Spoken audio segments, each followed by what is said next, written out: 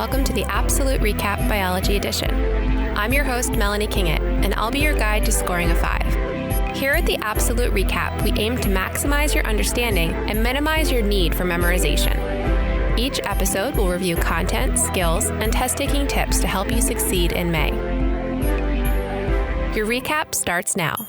Hi, and welcome to the Absolute Recap Biology Edition. Today's episode will recap multiple topics. It's our second Listener's Choice episode. Before we get started, we wanted to say a huge thank you to all those students and teachers that have followed along these past few months. We started podcasting in late February, and we really weren't sure if anyone would listen. Today concludes week 12, episode 38, and over 19,000 downloads. Best of luck to everyone taking the AP exam. We hope your experience this year has encouraged you to stay curious and maybe even pursue a future in science. Let's zoom out. There are a lot of topics to review today, thanks to our Instagram followers who wrote in with requests. We are going to recap pedigrees, signal transduction, cellular respiration, gene regulation, and FRQ strategies. Let's zoom in.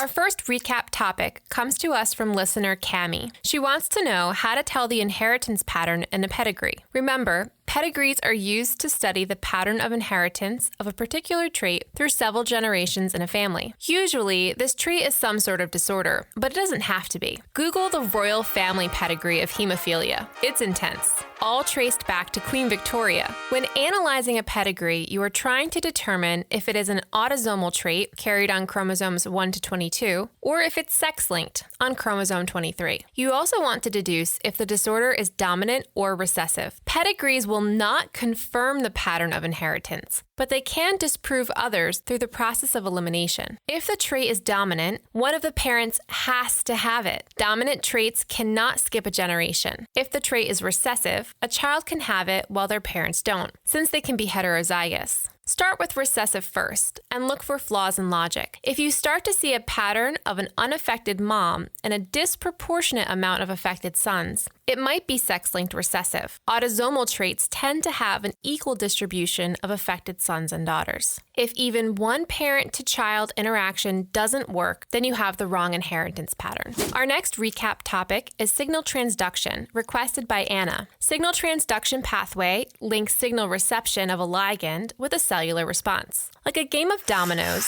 one molecular interaction will trigger the next, passing and often tweaking the message along the way. Many signal transduction pathways include protein modification and phosphorylation cascades, acting like an on-off switch. The phosphate added to the process will typically come from a molecule of ATP, temporarily activating each protein in the pathway. The transfer of the phosphate is catalyzed by an enzyme called kinase. Signals are often amplified during each step of the relay. In this way, even a small amount of ligand can have a significant cellular effect. This will involve the use of secondary messengers, such as calcium or cyclic AMP.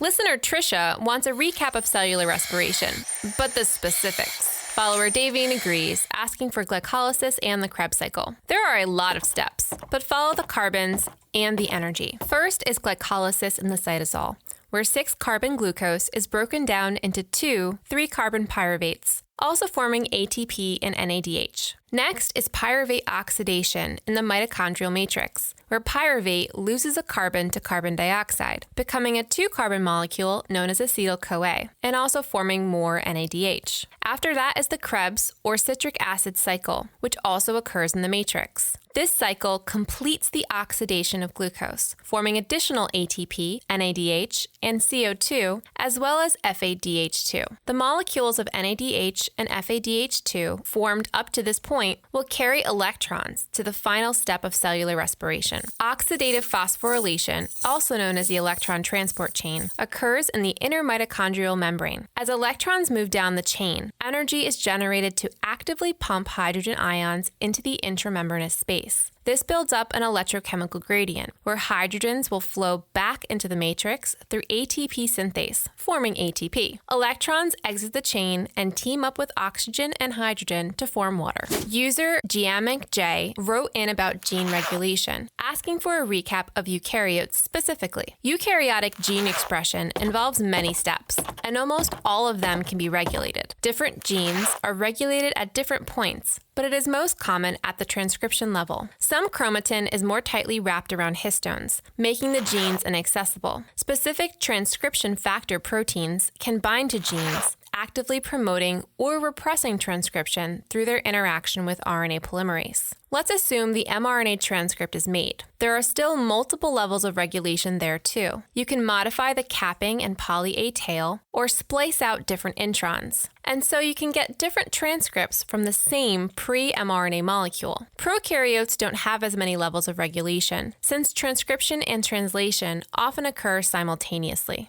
Multiple users asked for FRQ practice. We talking about practice. I would encourage you to look at the FRQs and scoring guides that have been published by the College Board. More specifically, they have released a 2020 sample that follows the exact formatting you can expect on May 18th. But here's a few last-minute tips. Read the questions carefully, paying special attention to the action verbs. Describe, explain, justify, etc. You won't earn points for restating the question, nor will you earn points this year for factual or Googled knowledge. Answer the question you know the most about first. There are no rules that you have to go in order. The 2020 exams are designed so that you are also unlikely to finish all parts of every question. But don't worry, you can still get a 5 even if you don't answer each part. Develop your ideas as completely as possible, but avoid repeating the same information. Also avoid using buzzwords. Everything you write should have intention and link specifically back to the FRQ prompt.